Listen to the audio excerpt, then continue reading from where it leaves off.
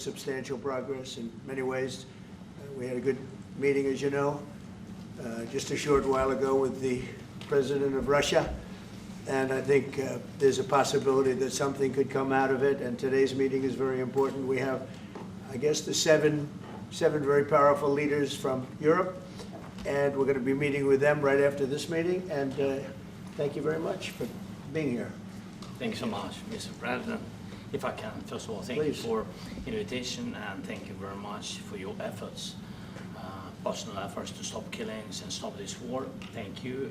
And using this opportunity, many thanks to your wife, First Lady of the United States. She sent a letter to Putin about our children, abducted children, and my wife, First Lady of Ukraine. She gave the letter.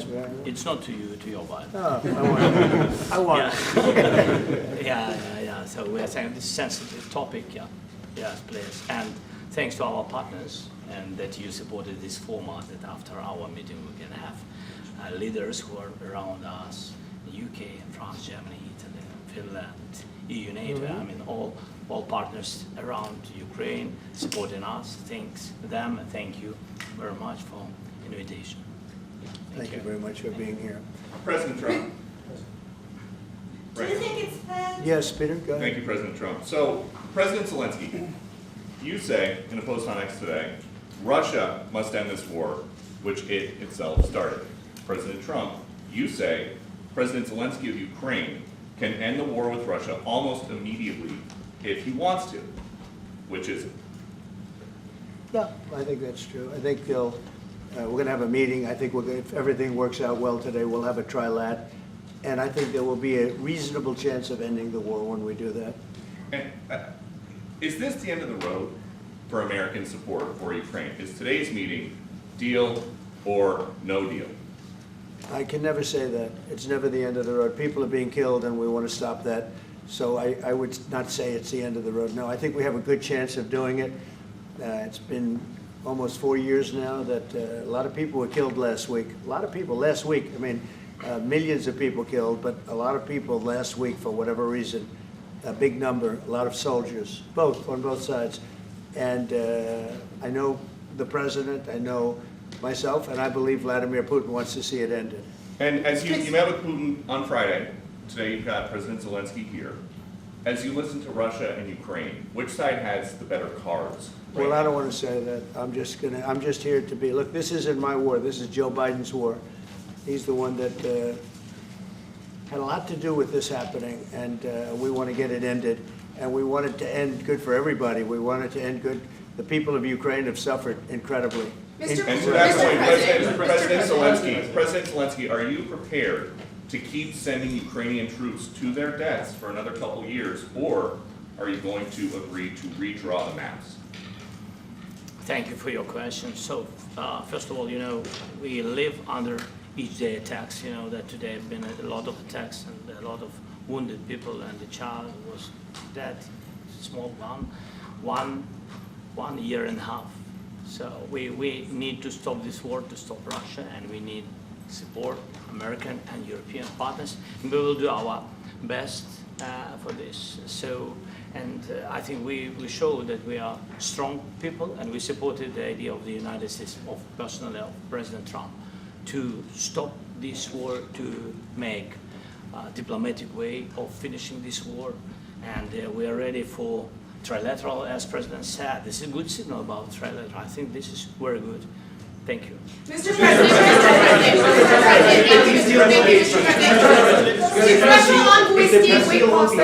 yes, if the peace deal will be achieved, are you going to be willing to send American peacekeepers to Ukraine? Well, we're going to work with Ukraine. We're going to work with everybody, and we're going to make sure that if there's peace, the peace is going to stay long-term. This is very long-term. We're not talking about a 2-year peace and then we end up in this mess again. We're going to make sure that everything's good. We'll work with Russia. We're going to work with Ukraine. And we're going to make sure it works. And I think if we can get to peace, it's going to work. I have no doubt about it. Your team has talked about security guarantees. Could that involve U.S. troops? Would you roll that out in the future? We'll let you know that maybe later today. We're meeting with 7 great leaders of great countries also, and we'll be talking about that. They'll all be involved, but there'll be a lot of help. When it comes to security, there's going to be a lot of help. It's going to be good. They are first line of defense because they're there. They're Europe. But we're going to help them out also. We'll be involved. Mr. President, Vladimir Putin mentioned that the war will not end without addressing the root causes of this war. Have you had an understanding what are the root causes of this war? Well, look, the war is going to end. When it ends, I can't tell you, but the war is going to end, and this gentleman wants it to end, and Vladimir Putin wants it to end. I think the whole world is tired of it, and we're going to get it ended. It was, you know, I've done 6 wars. I've ended 6 wars, and I thought this maybe would be the easiest one, and it's not the easiest one. It's a tough one. A lot of reasons for it, and they'll be talking about it for a long time, but they'll be talking about the others. Look, India, Pakistan, we're talking about big places. When you look at, you just take a look at some of these wars. You go to Africa and take a look at that. Rwanda and the Congo, Republic of the Congo. That's been going on for 31 years. And so we've done a total of 6, and we really have 6, not including the fact that we obliterated, and it turned out to be a total obliteration, the nuclear, as you said, the future nuclear capability of Iran. And this one, I think we're going to get solved also. I feel confident we're going to get it solved. Hard like guarantees or like a special envoy put forward. Thank you, Mr. President. Can you tell us about your conversations with European leaders and what they need to see to support an end to the war? Yeah, well, we're going to be meeting with a great representative group and 7 very powerful, very big countries and great people, all friends of mine and friends of yours. And we're going to have some suggestions made. They want to see peace. They would like to see peace. President Russia, you said last In night the red, in the red. President Trump, do you think it's fair to, for Ukraine and for Russia to achieve a lasting and durable peace if Ukraine cedes its territories that Russia hasn't yet conquered? Do you think it's a fair peace for Ukraine? We're going to have a lasting peace. Just to answer the first part of your question, we're going to have a lasting peace. I hope it's going to be immediately. I hope it doesn't have to go on. And I think people of the whole world is going to be very happy when that's announced. Yeah, please. Mr. President, you posted on social media, Mr. President, a very touching letter from the First Lady, and the letter was hand-delivered to President Putin, and it calls for an end to the war, essentially, because of the children and the children's future. Why did the First Lady feel that letter was necessary? Was it because she believes that Mr. Putin is the aggressor in the war? Is a similar letter being hand-delivered to President Zelensky? So the First Lady felt very strongly. She's watched the same thing that you watch and that I watch. I see things that you don't get to see, and it's horrible. But when she's got a great love of children, she has a wonderful son that she loves, probably more than anybody, including me. I hate to say it, but she loves her son. She loves children, and she hates to see something like this happening. And that goes for other wars too. I mean, she sees the heartbreak, the parents, the funerals that you see on television. Always funerals. We want to see something other than funerals. No, she felt. It was a beautiful letter. It was very well received by him. And she did ask me to say, you know, she would love to see this end. She would love to see it end. And she says it very openly, very proudly, and with great sorrow because so many people have been killed. Mr. President, last week, Brian, Mr. go ahead, Brian. Yes, sir. I've got a question for each of you. Yes. First of all, Mr. President Zelensky, you look fabulous in that suit. I said the same thing. Yeah, you look good. I said the same thing. Yeah, looks Isn't good that on nice? you. That's the one that attacked you last time. See, now he's I remember that. I apologize to you. You look wonderful. No, my first question for you, President Zelensky. In the same suit. You see, I changed your Maybe yours is much better than mine. Real quickly, upon peace, God willing we get peace, are you open to holding an election in your country? Yes, of course. We are open for election, yes. We have to do safety circumstances, and a little bit we need to work in the parliament, because during the war you can't have elections, but we can do security. We need, maybe, how to say, we need a truth, yes, everywhere, in the battlefield, in the sky, in the sea, yeah, to make possible for people to do democratic, open, legal elections. So you say we're ready. during the war you can't have elections. So let me just say 3.5 years from now, so you mean if we happen to be in a war with somebody, no more elections? Oh, that's good. I wonder what the fake You like news this is. idea? Yeah. No. Speaking of news, I got a question for you. This sounds insane for me even to ask this, but do you think the American media really doesn't even want a peace deal? Because they've been so critical of you every step of the way as you lead the charge for peace. It's an amazing phenomenon. I said that if in the settlement you got Moscow, St. Petersburg, and thousands of miles around them, they would say I made a bad deal. The level of hatred and animosity is incredible. Not with all. I mean, we have great people up here. We also have terrible people up there that I think are told what to say. But, in solving all of these wars, they don't even write about it. I saw major wars. I saw wars that have been going on for 31, 35, and 37, and a couple of quicker ones.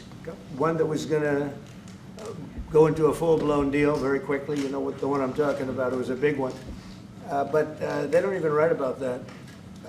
No matter what I do, no matter what, and this is not anything to do with you, it's probably to your advantage in a certain way, but no matter what I do, no matter what deal I make, from my standpoint, you'll come out good. Maybe President Putin will come out good, but they'll say Trump was absolutely horrible. It's just that, and I've lived with that for a long time. I've lived with it since just before the first election. I used to get great publicity. Now I get the worst publicity anyone's ever gotten in office, but I won in a landslide, so the people understand. They're the only ones that count, ultimately. But I've also had great reporters. I've had journalists that are very good. But it's very sad when you do the right thing. As an example, they said, because of the fact that Vladimir Putin came to American soil, this was a tremendous defeat for Donald Trump. No, it was really wonderful that he did it. It was a hard thing for him to do, to be honest with you. It was the opposite of what they said, but they said it. Now, if he didn't come, they'd say that was also bad for Trump. There's no way. And there's just a great dishonesty of the press, and I think that's why it's lost its credibility. Its credibility is at an all-time low. We have a thing going on right now in D.C. We went from the most unsafe place anywhere to a place that now friends are calling me up, Democrats are calling me up, and they're saying, sir, I want to thank you. My wife and I went out to dinner last night for the first time in 4 years, and Washington, D.C. is safe, and you did that in 4 days.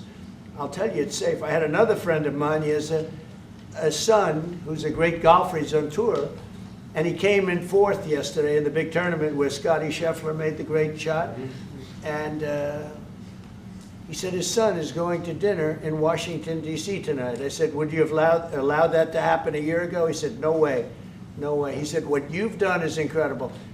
And I think the people realize it. But the press says, he's a dictator, he's trying to take over. No, all I want is security for our people. But people that haven't gone out to dinner in Washington, D.C. in 2 years are going out to dinner. And the restaurants the last 2 days were busier than they've been in a long time. Sir, I walked around yesterday with MTG. If you can walk around with D.C. with MTG and not be attacked, the city is safe. Thank you, Mr. President. Last week you warned of what you called severe consequences if a 30-day ceasefire or any type of ceasefire were not agreed to by Russia. Will there be severe consequences? Does that change because of I your don't meeting think you with need a President ceasefire. If you look at the 6 deals that I settled this year, they were all at war. I didn't do any ceasefires. And I know that it might be good to have, but I can also understand strategically why, one country or the other wouldn't want it. you have a ceasefire and they rebuild and rebuild and rebuild, and, you know, maybe they don't want that. But if you look at the 6 deals that we made peace, and you know, long-term, long-running wars, I didn't do any ceasefires. Would I like the concept, you know, I like the concept of a ceasefire for one reason, because you'd stop killing people immediately, as opposed to in 2 weeks or 1 week or whatever it takes. But we can work a deal where we're working on a peace deal while they're fighting. They have to fight. I wish they could stop. I'd like them to stop. But strategically, that could be a disadvantage for one side or the other.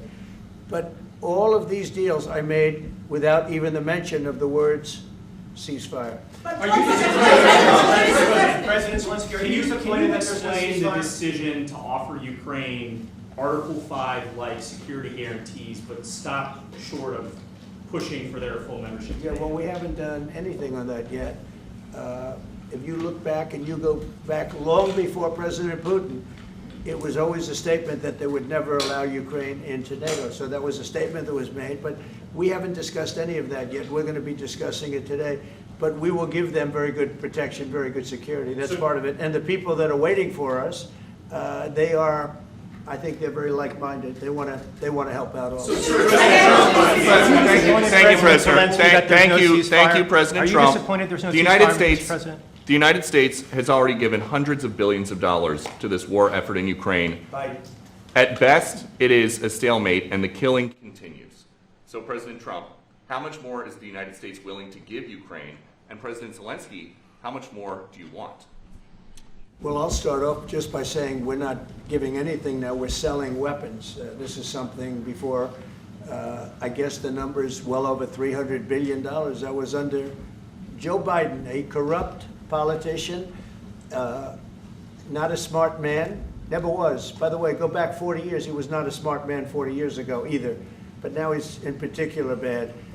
This was done by a corrupt administration that shouldn't have been in, and frankly, if the right results of the election were given, if I were president, this war would have never taken place, and he would have been very happy, because he would have liked to have seen. I mean, they went through hell. He went through hell.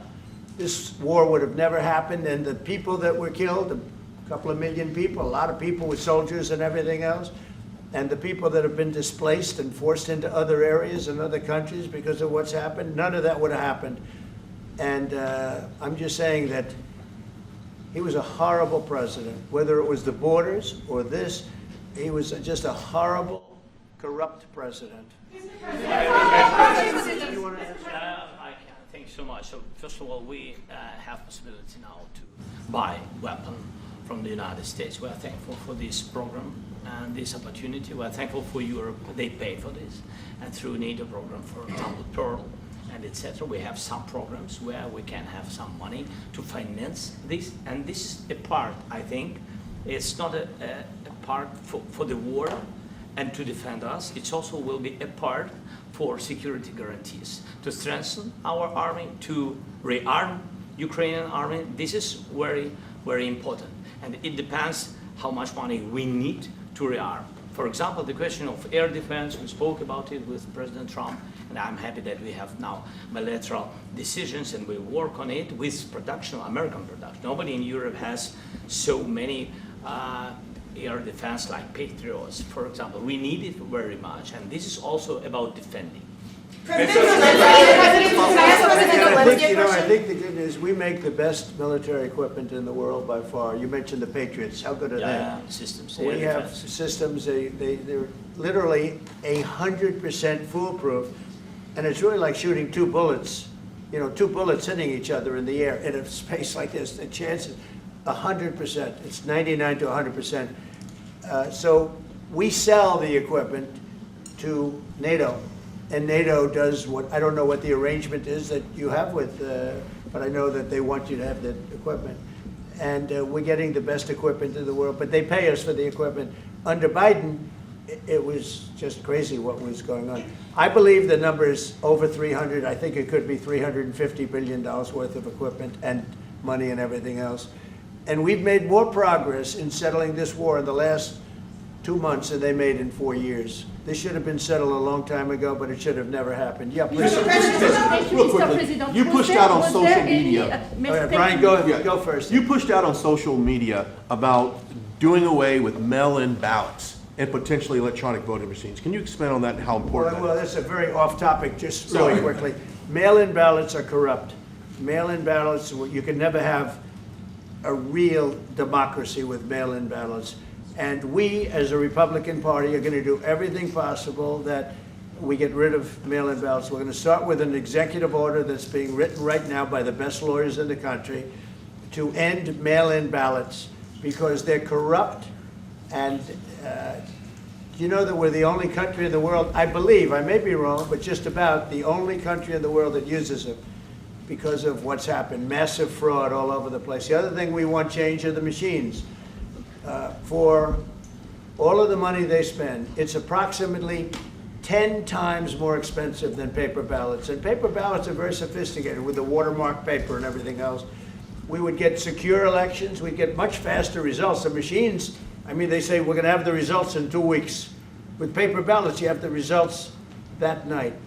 Most people, but most people, many countries use paper ballots. It's the most secure form. So between paper ballots, very, very important, paper ballots, and I think maybe even more important, the mail-in voting. We're going to end mail-in voting. It's a fraud. If you have mail-in vote, even Jimmy Carter with this commission, they set it up. He said the one thing about mail-in voting, you will never have an honest election if you have mail-in. And it's time that the Republicans get tough and stop it because the Democrats want it. It's the only way they can get elected. Because with men and women's sports and with transgender for everybody and open borders and all of the horrible things, and now the new thing is they love crime. They're fighting me on the fact that I've made Washington, D.C. safe. We're not going to get mugged, beaten up, or killed like all the people you've been watching get so badly hurt. I'm glad, I hate to take your time with this, but I'm glad you asked me that question. Sorry. We're going to stop mail-in ballots because it's corrupt. You know, when you go to a voting booth and you do it the right way and you go to a state that runs it properly, you go in, they even ask me, they asked me for my license plate, for identity. I said, I don't know if I have it. They said, sir, you have to have it. I was very impressed, actually. But it's very hard to cheat with mail-in voting. As you know what happens in California, it's so corrupt, where some people get 5, 6, 7 ballots delivered to them. Now, we got to stop mail-in voting, and the Republicans have to lead the charge. The Democrats want it because they have horrible policy. If you have mail-in voting, you're not going to have many Democrats get elected. That's bigger than anything having to do with redistricting, believe me. And the Republicans have to get smart. We're not going to have a country. I said for a long time at rallies, you need borders and you need free and fair elections. Those two things, otherwise you don't have. We have strong borders now. In 90 days, Mr. President, we didn't have 1, 0, 0, and 3 months. Not one person came in illegally into our country. In fact, even I find that hard to believe, but it's run by a little bit of a liberal group that put out the numbers, so I guess it's, but 0, 0, and 0. You go back a year ago, 2 years ago, 3, millions of people poured into our country. It was terrible. Thank you very much. President Zelensky, what security guarantees do you need from President Trump to be able to make a deal? Is it American troops, intelligence, equipment? What is it? Everything. And really, it includes 2 parts. First, strong Ukrainian army. That's what I began to discuss with your colleagues. And it's a lot about weapon and then people and training missions and intelligence. And second, we will discuss with our partners. It depends on the big countries, on the United States, on a lot of our friends. And Mr. President, are you willing to commit American troops to that NATO-like protection in order to get President Zelensky to a deal today? Well, I don't know if you define it that way, but NATO-like, I mean, we're going to give, we have people waiting in another room right now. They're all here from Europe, biggest people in Europe, and they want to give protection. They feel very strongly about it, and we'll help them out with that. I think it's very important. I think it's very important to get the deal done. You've been involved to the peacekeeping in Ukraine since your first day in the administration. What would you say to the Ukrainian people right now who are suffering under the Russian attacks and hoping that the American people will stand with them? Well, I know Ukrainian people. I've known many over the years. They're great people. They're smart. They're energetic. They love their country. I mean, they love their country, and we want to get this war ended. That's all I can do. I love the Ukrainian people, but I love all people. I love the Russian people. I love them all. I want to get the war stopped. Very important. Mr. President, was there any aspect of your discussion with Vladimir Putin that left you disappointed? Look, we just spoke to, I was just telling the president, I just spoke to President Putin indirectly, and we're going to have a phone call right after these meetings today. And we may or may not have a trilat. If we don't have a trilat, then the fighting continues. And if we do, we have a good chance. I think if we have a trilat, there's a good chance of maybe ending it. But he's expecting my call when we're finished with this meeting. Thank you very much, everybody. Thank you, guys. Let's go right on that way.